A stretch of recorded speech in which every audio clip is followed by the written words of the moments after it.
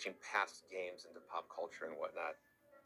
The design inspiration for the cast, as well as just the game in general, was just art influence from watching movies, comic books, TV shows, anything with action in it. So we were certainly the children of the 70s and the 80s growing up.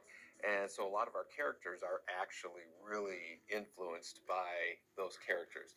Liu Kang is clearly influenced by Bruce Lee and some of the characters that he's played.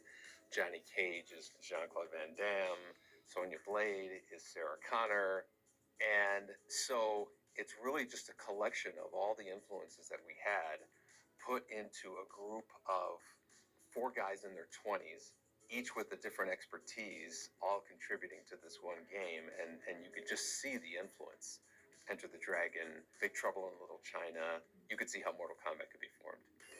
This was our first fighting game that we had done. We had done other games. John Tobias had, like his previous games were, he drew all the graphics. So this was his kind of first digitized game. So it was a lot of work with lighting and whatnot, and trying to get as realistic of a look as possible.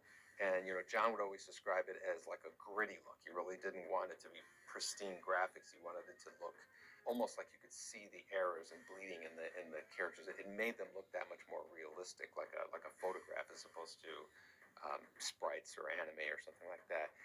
But there was quite a bit of trial and error. There was a huge amount of winging it, right? Like, the Scorpion Spear move was literally just an idea that popped up as we were talking. I had asked for like this harpoon thing, and John said, "Oh, let's make the tail, kind of like a snake."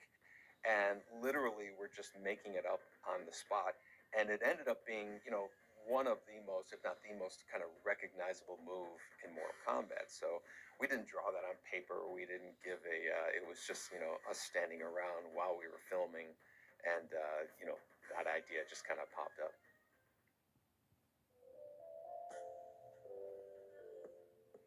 Well, Midway Games had kind of pioneered in the arcade this process that we call digitizing graphics, basically taking real live objects or real live people and turning them into sprites and putting them into the game. So we had a number of games, Narc, Terminator 2 arcade game, a couple of games that I had worked on, and some of them were hand-drawn, Smash TV, but the main technology that Midway was really leaning into was digitized graphics. So that had already been established, and we knew before we had thought of Mortal Kombat that the next game was going to be a digitized graphic. So then the process was really finding a room with a back wall that we could color a certain color, and filming real people doing punches and kicks and flips and things that we certainly couldn't do in costume, and creating these in some ways they're kind of like superheroes, right? They have the costumes, they have abilities that they can do.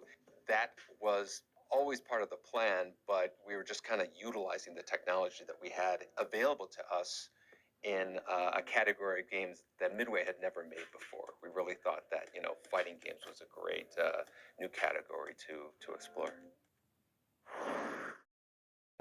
Fighting games was a great new category to explore. I do think it influenced other game studios. It also influenced us. Midway released a wrestling game that was digitized graphics as well, and they brought in the actual wrestlers and stuff. So they were really leaning into it with recognizable celebrities. The guys that we used weren't celebrities at the time, but the guy who played Doink the Clown, I remember the Undertaker. They were all coming in and doing that. I don't remember a lot of arcade games coming out with that technology, because I guess it was you had to have a studio, you had to have an expertise on it. MK2 came along, and everything we learned applied to that, and that looked much better than the first games. We had a sweet spot there where we were kind of the only kids in town with a digitized arcade game. The core elements that need to be in a Mortal Kombat game are probably some amount of the supernatural, some amount of grounded universe as well. Usually the mixture of the two is a big part of the appeal of Mortal Kombat, is putting regular people in a supernatural situation. I think that's a lot of what players experience too, as well as we want to see our characters experience.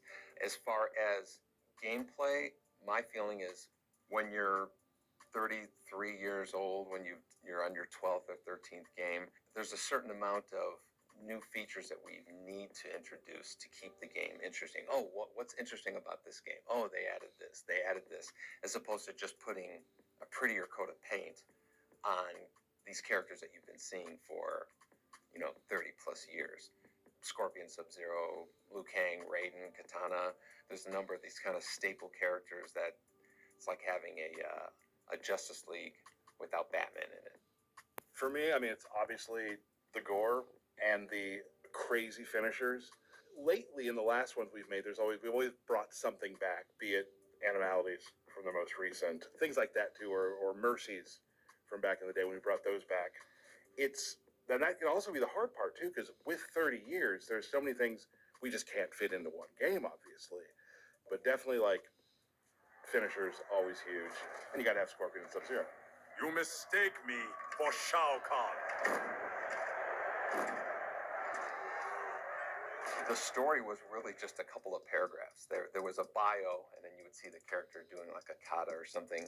And then there was an ending. What I think a lot of people don't realize is a lot of people filled in the rest of the story with their imagination. We made them a little bit more elaborate in Mortal Kombat 2, but we didn't get into like telling a really deep story until, 4 or 5 games down the line, where we had endings that were more animated and whatnot.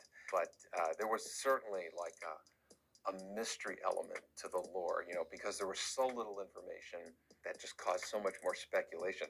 We didn't choose to do that. As far as the characters not being in a certain game, for production reasons, we couldn't include all the characters. So we didn't have Sonya and Kano in Mortal Kombat 2. And so, John wrote the story to say, oh, this happened to them and that happened. We tied Sonya up, and the story basically just was like, this is why you're not seeing this character. And everybody was like, okay, that makes a lot of sense. Mortal Kombat versus DC was the first game where we actually had the cinematic story that would play, and then we were putting fights in between the story. But with Mortal Kombat 9, it was really exciting because, we hired real actors. We see a script and we see them reading the script, and it was very much like making a movie. Mortal Kombat 11 was obviously the 11th kind of installment in terms of like advancing the story. So when we started, it was, Shang Tsung, and then you find out that he has a boss, Shao Kahn, and we kept layering bosses with each game, right? And each game we wanted it to be bigger stakes, a more threatening boss, a bigger boss. And we had done like a time jump forward in Mortal Kombat X. All the characters were 25 years older, they had kids and whatnot. When we reached Chronicon, we had gotten so grand and so big that we were like, we just can't think of yet an even more who was looking down all over all of that, So Liu Kang had won, right? He had become kind of like the new fire god and whatnot. And we thought, let's try to scale down. But at the same time, we also wanted to kind of plant the seed, like we did in MK11, that there are many Mortal Kombats. And some of them Shang Tsung won, and some of them Liu Kang won. And there was a crossing of those two in MK1. So the main kind of reason we reset was because it had gotten so big that we thought, okay, the only direction to go now is to shrink it down again. The Kombat Cast starts now. All right, and welcome to the latest edition of the Kombat Cast.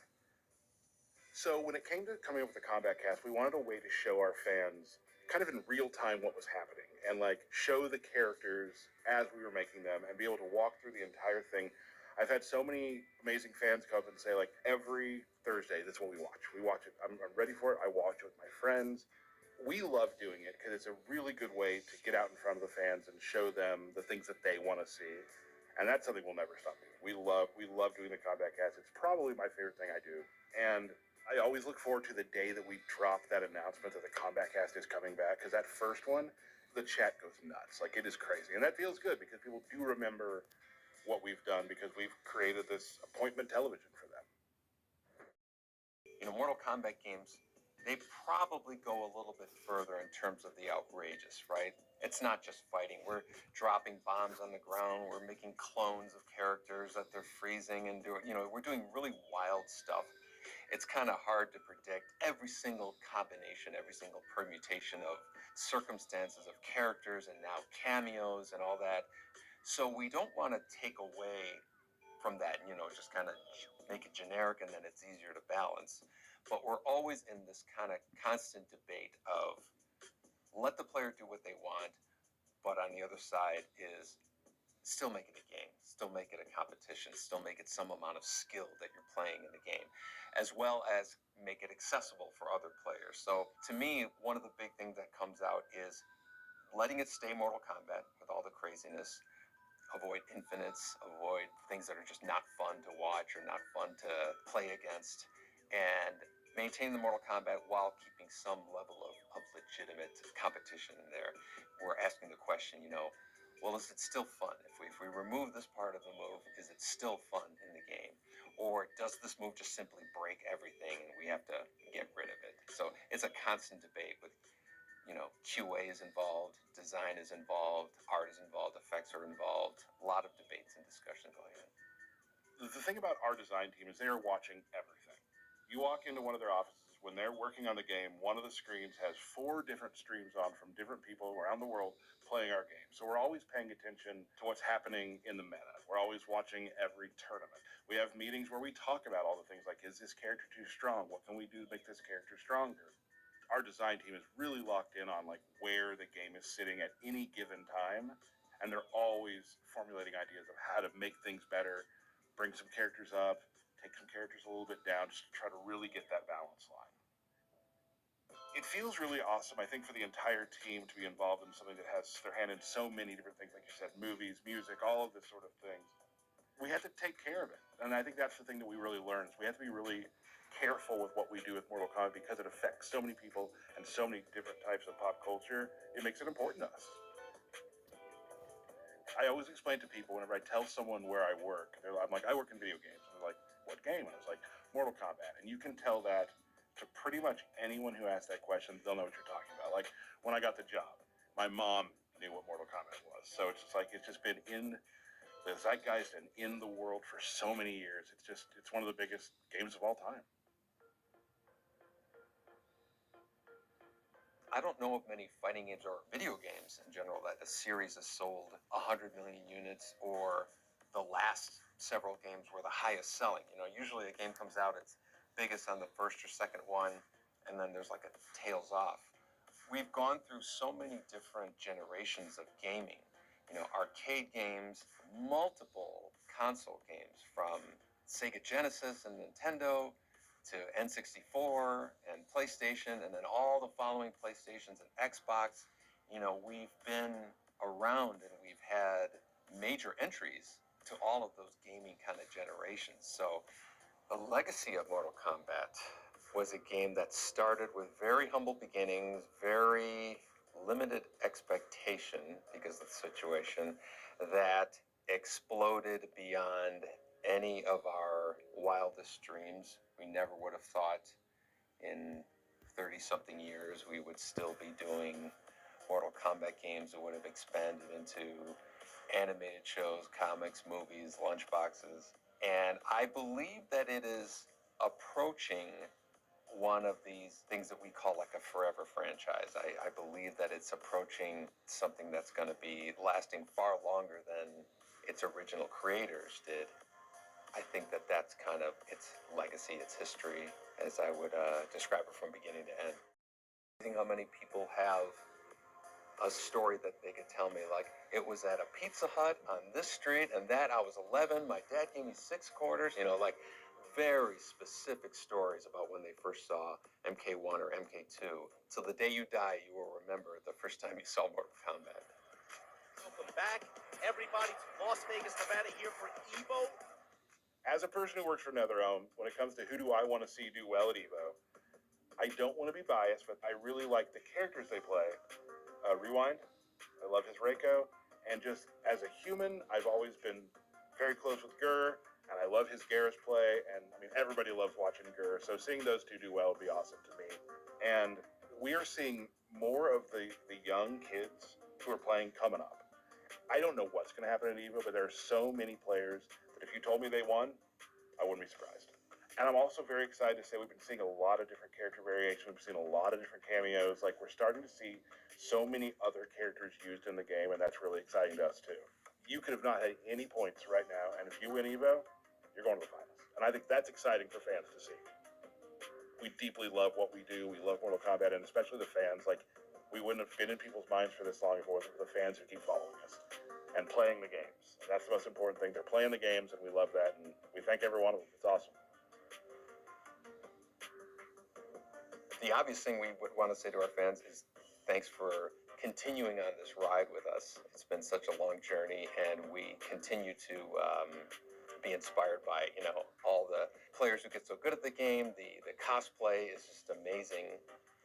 And just seeing that next generation of player come in, hopefully we'll be around to continue making games and letting them enjoy it.